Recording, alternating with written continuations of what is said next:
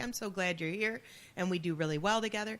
And then you got the negatives, and they come in. And sometimes they will come up to me. And most of the time. They will not continue care, not come back, because I'm too positive for them. It freaks them out. They're not ready for that. And yet the ones that do come back are ready for that hand. Yeah, and you can tell it too. You can almost tell it immediately, because they're like they're begging for it. They're begging for somebody to reach down and give them a hand out of the muck and mire. Okay, number 3, responsibility. Oh, that's a biggie. Yeah. When you blame others or situations, you give away your power and control over what happens to you. This puts you in victim mode and sends a message to the universe that you see yourself as a victim and bad things happen to you. Realizing that everything you create and attract is in your energy field will give you the power to change things and stop blaming others or situations. And I see that. Oh, gosh, I see a lot of people with the victim mentality. Either that or martyrism. Oh, yeah. Oh, That's I where got to they're suffer so that people know I love them. I got to suffer so that you can have. If I noticeably take away from myself and sacrifice, and I'm super sacrificial in this life and world, people will appreciate me. But you know what? Many people are taught from their religion that we are put on this earth to suffer. That's right. But that's so weird to me, because I was taught with my Christianity background that God suffered for me so that I wouldn't have to suffer my whole life.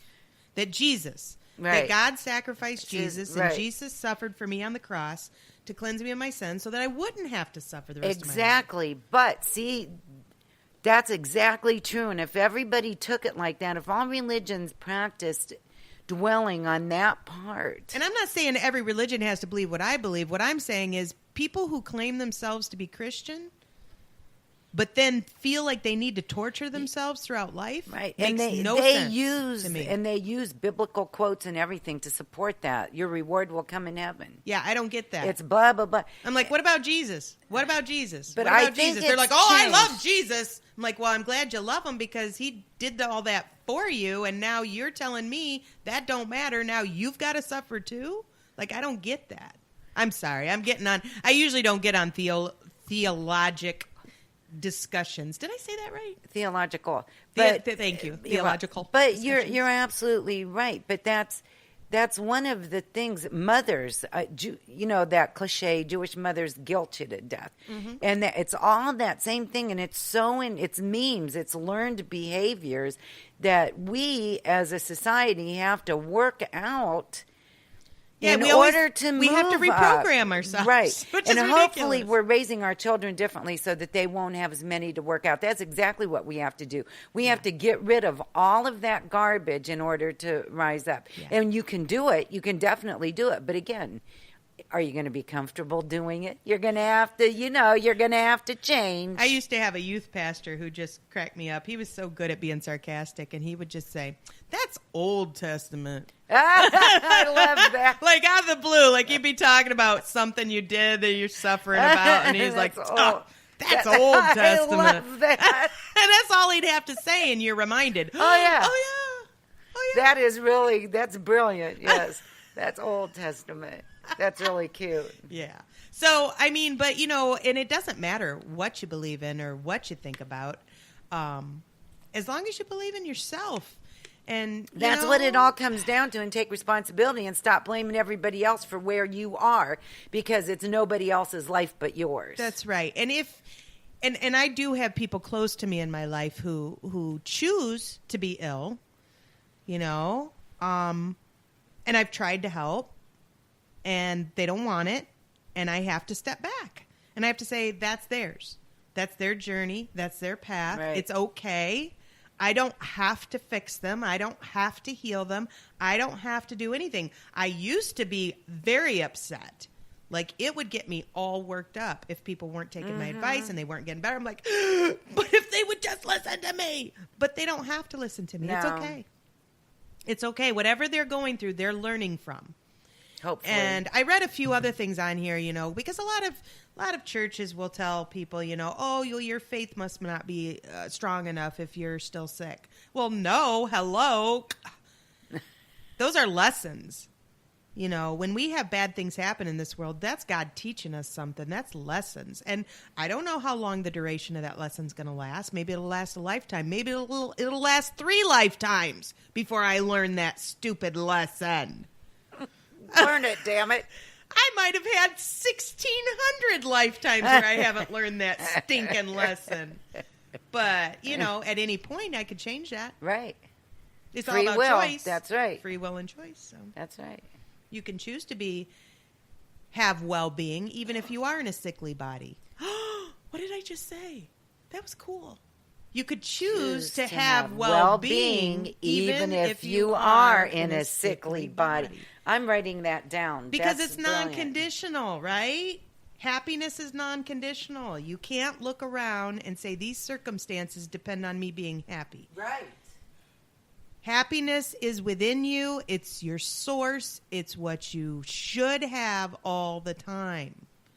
And yes, crappy things happen, but they happen for a reason. So if you can discern the reasoning and you can learn from that, then it was all in good. And that's really absolutely the truth. You have to think about, don't just wallow in it and keep down there. Think about it. Think about what lesson you're having to learn. Think about why you are going through this. And once you're on the other side of it, help people that are going through it. Yeah. You're not the only person that's ever gone through this. You know what helps me is thinking back on times that have been troubled in my life and looking and analyzing from a completely non-biased position. What did I learn from that? Mm-hmm. What did I glean? What knowledge did I glean from that situation that stank? It stank, but I made it through. And by golly, I learned from that. What did I learn from that? And if I can remember that, then whatever situation I'm facing at the time seems like, oh, yeah, this stinks. But what am I learning from this? Or what can I learn from this? Or, you know what? I'm going to just wait this out. This is fun. This situation really stinks, like in the 3D, in the just in your face kind of way. But honestly, technically, when I step back and I look at it and I think, wow, it's going to be so much fun to see what I find out about this. It's going to be so much fun to see how I change because of this. It's going to be so exciting to me when I, 5 years from now, can look back at this and go, wow, look at how much I learned. I know, I'm... No, I think that's really good. And give purpose to your pain. Yes, because it's there for a reason. Yes. And if it's not there for any reason, then it is just that. It is just stanky pain. Right. Right. And look at your evolution. We are not put on this earth to stay exactly the same. No. We are put on this earth to evolve. And you can look at people that are staying the same, and I'm not saying there's anything wrong with that. Yeah. There absolutely is not. That's where they are. I was listening to Abraham the other day, Abraham Hicks, and she was talking about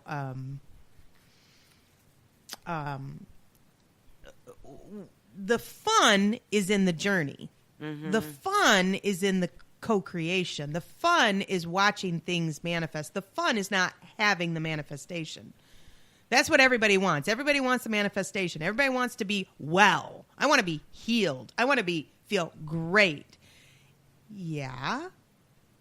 But the fun is watching that occur, if that makes any sense. The journey is fun. Once you get it, it's like, it's like the Christmas under the Christmas tree, or the Christmas present under the Christmas tree. Gosh, you want that present. You know that's going to be something good. I can't wait. Christmas is coming. I got all these presents to open. And I open them, and I'm like, yeah, those are cool. Now what? Right. Where's the fun? I used to watch my kids. They were so funny. And me and Patrick, we had this thing. We would only let them open one gift at a time. Some people pile them up and they're like, rip through them. No. You have to cherish each one. When they were little, we made them cherish each one. We made them stop and play with whatever that was for a few minutes. Like, get it Get into this. See what you got. Enjoy what's in front of you before you move on. But they were always like, when's the next thing? Where's the next thing? Where's the next thing?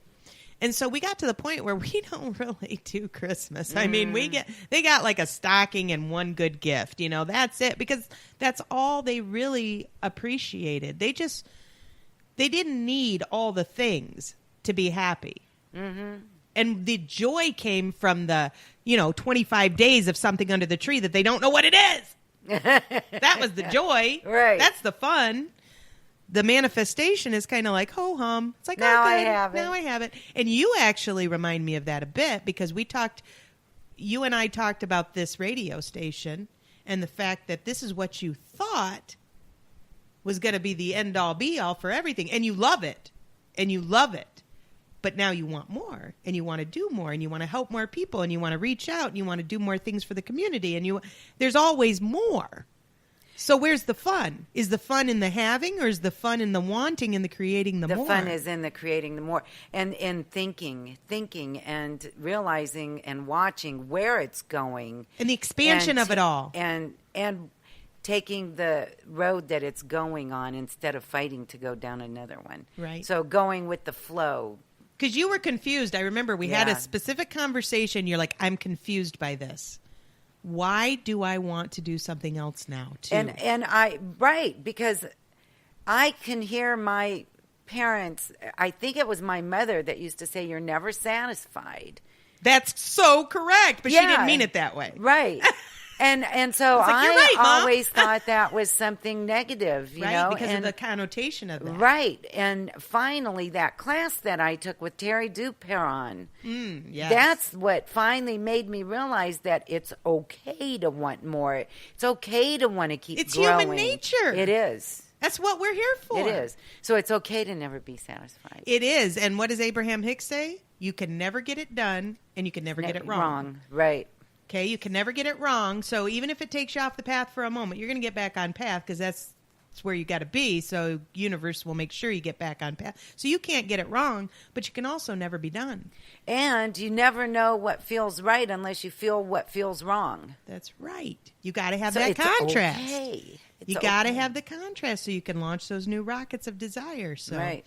But boy, I want to get really. God. Oh man, we've come I love full it. circle. I love It's it. good. I want to hear yours. I want you to focus. Mine was. I need my phone though. Mine was talking about. This time of year, everybody's complaining about. Patrick, will you get how? That's okay. I remember it. Okay. I put it in my reminders, but I think I can remember it because I wrote it. Everybody I talk to is saying, oh my God, I've gained weight. Oh my God, I blah, blah, blah, and all this stuff. So I thought as a nutritional consultant, I thought about what we can do in between now and Christmas, and then again after the new year starts. But if you start now, it'll be a lot easier to maybe start curbing some of those bad eating habits. Sugar is really bad. It is addictive, and it's been proven that it's addictive. So not everybody cooks with sugar anymore. So why should you? Find alternatives. This is one thing. Everybody's baking cookies and pies and blah, blah, blah, and bringing them to you, and fudge. And why not kind of experiment and see? Healthy substitutes. Yes. Ooh. There's so many. I don't mean like saccharin and I don't mean that kind of stuff. No, I not mean fake like sugar. stevia and... Or There's applesauce. plants, applesauce, and bread is wonderful. Zucchini bread and stuff like that, and cakes, applesauce is wonderful. So there's all these different alternatives that you can use. One of my favorites is agave nectar. Oh, it is so sweet. You use a fraction of the sugar that you would use. Right. Or your teeth will just disintegrate on contact. Yes, although it's not bad for you like sugar is. So that's one thing. Another thing is this calls for mindful eating. Only eat when you're hungry and stop when you're full. Mm-hmm. That's the toughest one for me. Because it's there. Patrick's over there clearing his throat at me. Yeah, but I know that's my problem. Practicing, and my husband's family all says, now I'm just eating for flavor. Yeah. They're full, but it tastes so good they're going to keep eating more. Yeah, and I try to focus on what my belly's going to feel like. Like, I try to stop before I feel full because I know if I wait and keep eating till I feel full, I will be over full. Like, I know